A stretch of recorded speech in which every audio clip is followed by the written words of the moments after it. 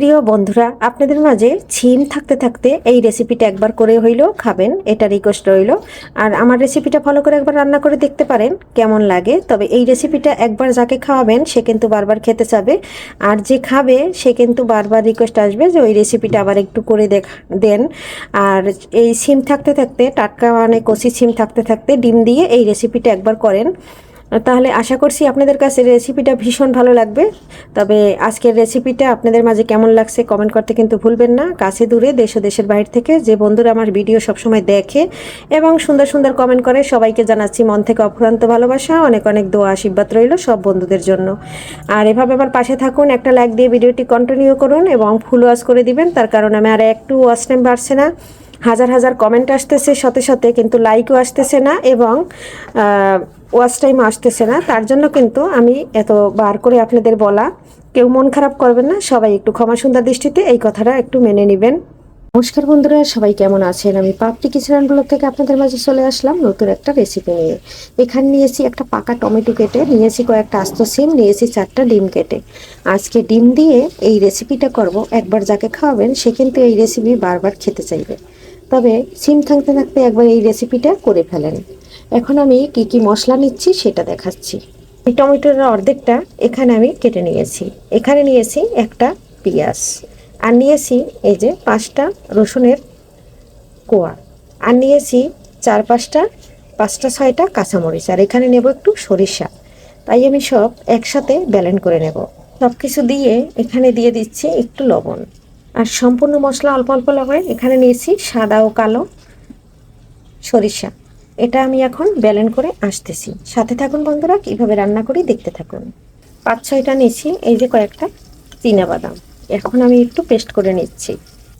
Paste কিন্তু একদম হয়ে গেছে, এখন এটাই লাগবে রাঁধতে। আর এখানে খালি একটু হলুদ লবণ ব্যবহার করব বন্ধুরা। এখানে লবণ হলুদ দিয়ে একটু তেল দিয়ে আমি এই যে করে নিলাম। এখন ডিমটা ভেজে নেব, এক এক করে সব ডিমগুলো দিয়ে দিচ্ছি, আর এটা কিন্তু একটু ভেজে নেব।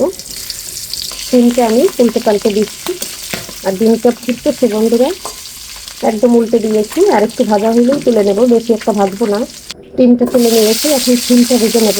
সিমটা দিয়ে একটু হলুদ লবণ দিয়ে নেড়ে ছেড়ে দিচ্ছি। সিমটা এই তেলের ভিতরে খুব সুন্দর করে ভেজে নেব। এটা কিন্তু ডাক্তার দিকে ভাজবো না, আর সিমটা কিন্তু এটা একদম গলে যাবে, একদম টাটকা সিম।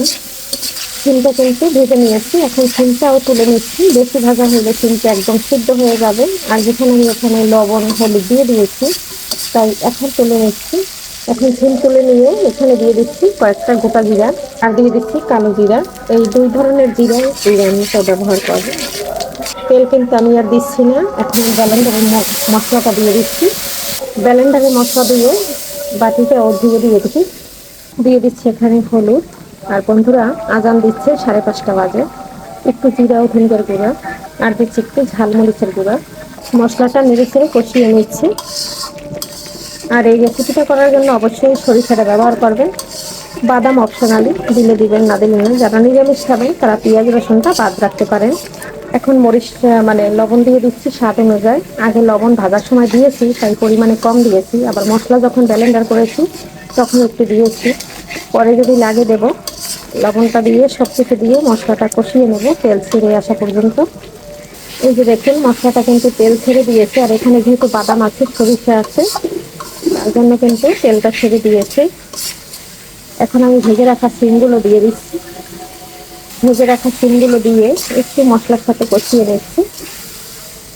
আর দেখতে মনে হচ্ছে বেশি মশলা হবে না, এটা কিন্তু এরকম একটু শুকনো শুকনো টাইপের করবো।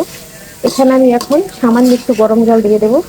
গরম জলটা দিয়ে দিচ্ছি, আর দিব না। এখানে এখন ভেজে রাখা ডিম, আর যে একটা টমেটোর অর্ধেকটা 4 টুকরা করে কেটে রেখে দিয়েছিলাম, আর 4 টুকরা তো দিয়ে দিয়েছি মশলা ব্লেন্ডারে, সেটা আর কি আমি দিয়ে দিচ্ছি। বন্ধুরা, 2 মিনিট কিন্তু হাই হিটে ফুটিয়ে নিয়েছি, আর এখন একটু নেড়ে ছেড়ে দিচ্ছি। আর অল্প জলেই কিন্তু এই রেসিপিটা রান্না হয়ে যাবে।